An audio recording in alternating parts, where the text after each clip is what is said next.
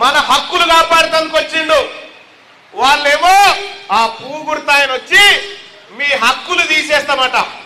SC ST బీసీల రిజర్వేషన్లు మాయం చేసేటువంటి ప్రమాదంలో కనిపిస్తా ఉంది. 400 సీట్లు కావన్నట్టు ఆయనకు, నరేంద్ర మోడీ గారికి. ఎందుకు 400 అంటే ఈ లంబాడోల రిజర్వేషన్ కట్ చేద్దామని 400 కావాలంటుడు. ఈ బీసీల రిజర్వేషన్లు కట్ చేసేందుకు 400 కావాలంటుడు. నీకు 400 కావాలి కానీ శివ్యంల కాడ బతుకుతున్నటువంటి నా గిరిజన బిడ్డలకు 400 ఇండ్లు వద్దా? 400 ఇల్లు కావాలన్నా వద్దా? మన గ్రామంలో ఇందిరమ్మ కట్టించిన ఇల్లు కనిపిస్తుంది కానీ నరేంద్ర మోడీ కట్టించింది కనిపిస్తుందన్నా? ఉన్నదా? ఇక ఎట్టి పరిస్థితిలో ఇక్కడ బీజేపీ గెలిచే పరిస్థితి లేదు, బీఆర్ఎస్ గెలిచే పరిస్థితి లేదు. ఏం చేయాలి? ఇందిరమ్మ పంపించినటువంటి ఈ బిడ్డను ఓడగొట్టేందుకు కేసీఆర్ నరేంద్ర మోడీ గొంగడి కప్పుకొని మాట్లాడుకుంటారు చీకటి పూట.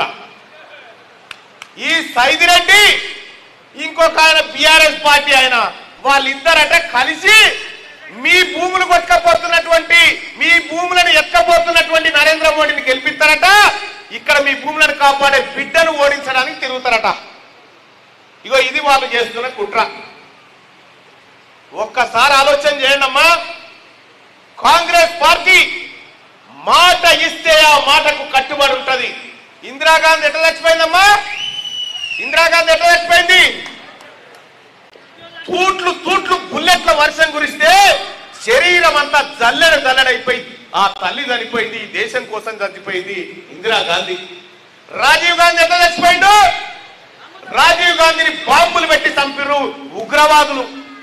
ఈ దేశం కోసం పనిచేస్తున్నటువంటి బిడ్డను భర్త లేకుండా ఇద్దరు చిన్న పిల్లలు వేసుకొని రాహుల్ గాంధీ, ప్రియాంక గాంధీని వేసుకొని ఈ దేశం కోసం ఆ బిడ్డల్ని కూడా త్యాగం చేయడానికి రంగంలోకి దింపింది సోనియా గాంధీ.